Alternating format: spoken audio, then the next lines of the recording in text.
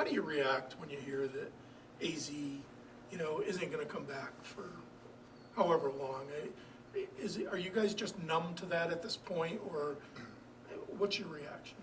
I think each time we're still just feel sorry for her and just sorry for whoever gets hurt or injured. Like, it's been happening like this for a couple weeks now, and it feels like we can't really get out of this space, but we're just going to have to continue being strong as we are on and off the court and work things out together as a team. It really comes down to how we lift each other up. Are you kind of used to it because of the Page thing last year, and does it kind of make you guys stronger ultimately? It makes us stronger for sure. I don't know if we get used to it. You don't really get used to your teammate being down, but no, for sure, it makes us stronger and kind of an extra bit of motivation for those who can't play. You're playing for them and not only for yourself. How tough is that when, it feels like you guys are finally starting to turn a corner and get healthy a little bit? It's only her second game back, and then, AZ gets hurt again. Yeah, it's tough. You feel like you're on a wave of just going up and incline, but then you get hit by something, you're just declining again. But we've been dealing with this for a couple weeks now, so it's just another thing that we need to do just to bounce back. How has she handled it?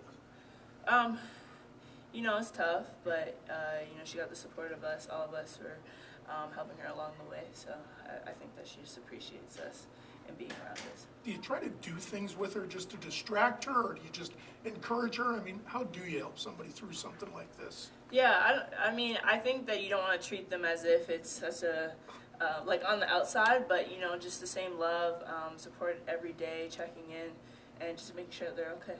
How's all of this, just the past 2 years, how has it changed how you handle your own adversities outside of basketball?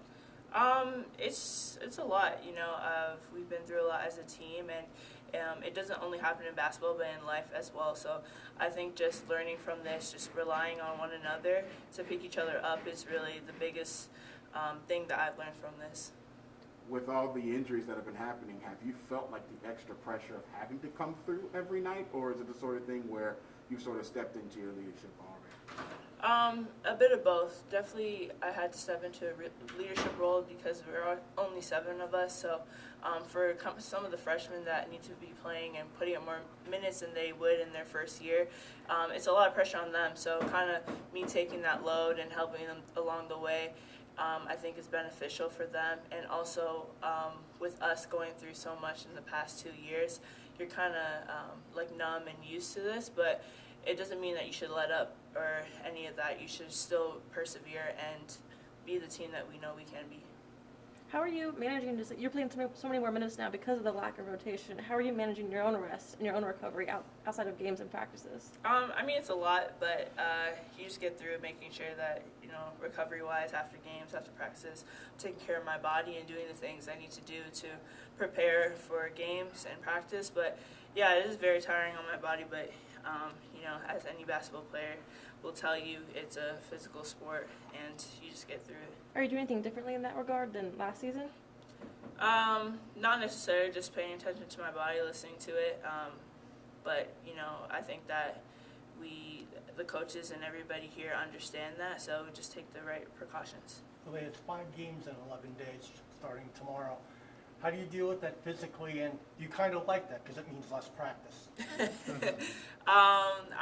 Less practice, but it's also good because by the time we hit March with the Big East tournament and also the March Madness tournament, it's going to be a lot, and it's going to be demanding on our bodies. So I think right now is really if mentally we're going to overcome through the fatigue and stick to and uphold ourselves to the standard that we know we can play at.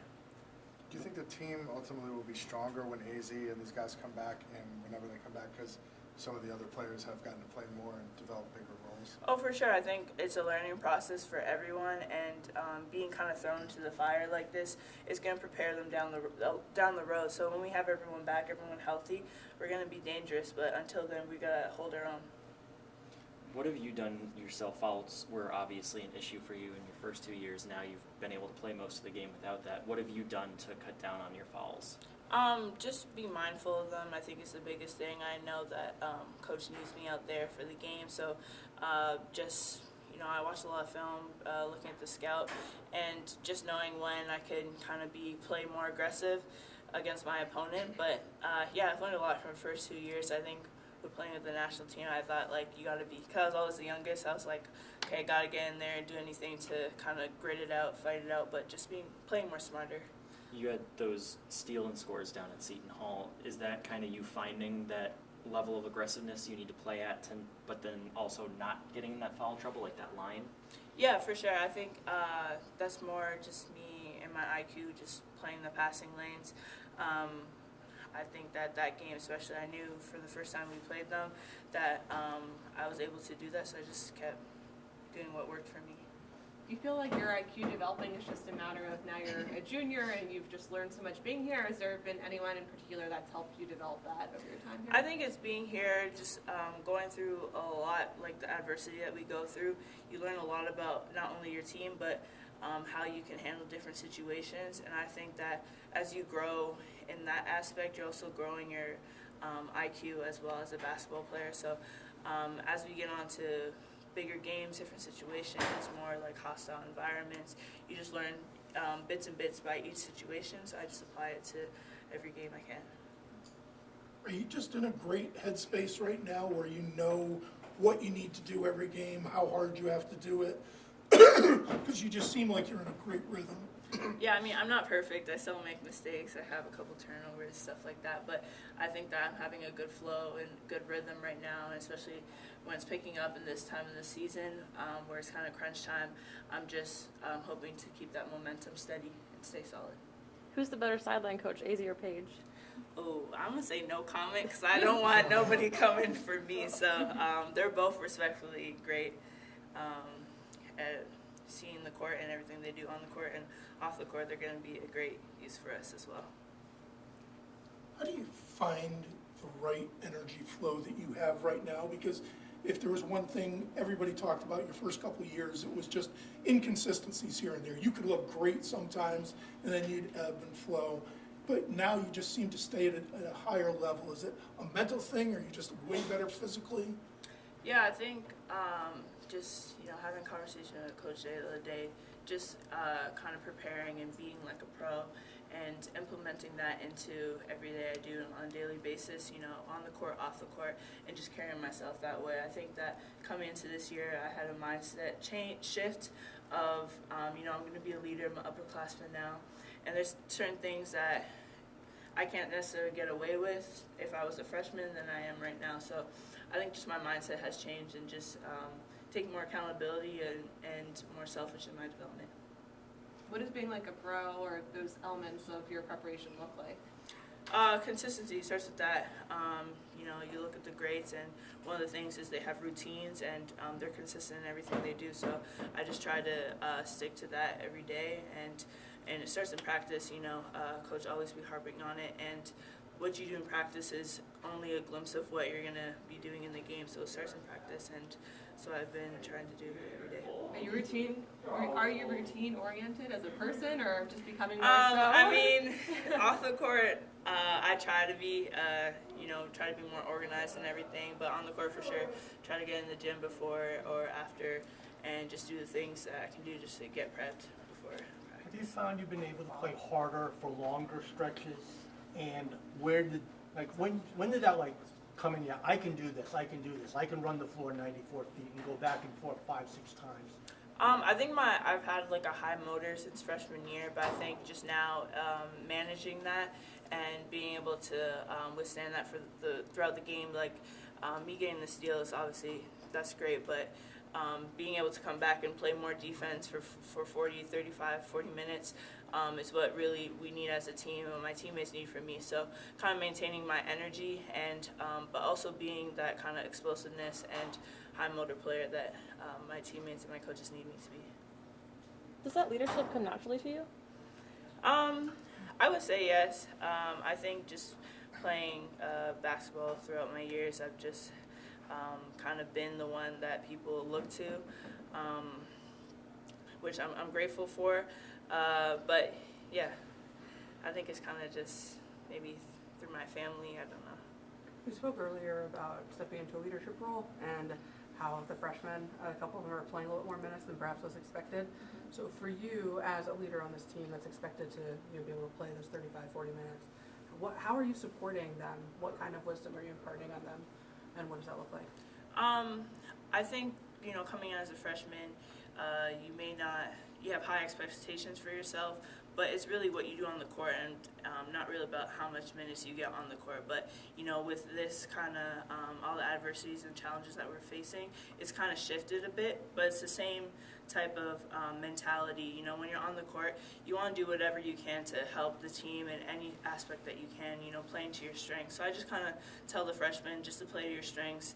I know there's a lot of pressure with everything going on, but just play basketball. You know what you can do well, and you know what you can't do well. So you want to do the things that you know that you can do well more than what you can't. So How do you use the adversity that you've experienced in your own career to better support your teammates as they face adversity of their own? I think it plays into experience. I've been through more stuff than some of my teammates, but it's really just helping with guidance and being in that situation before and telling them that you can get through it if you just stick to who you are as a player and just rely on your teammates.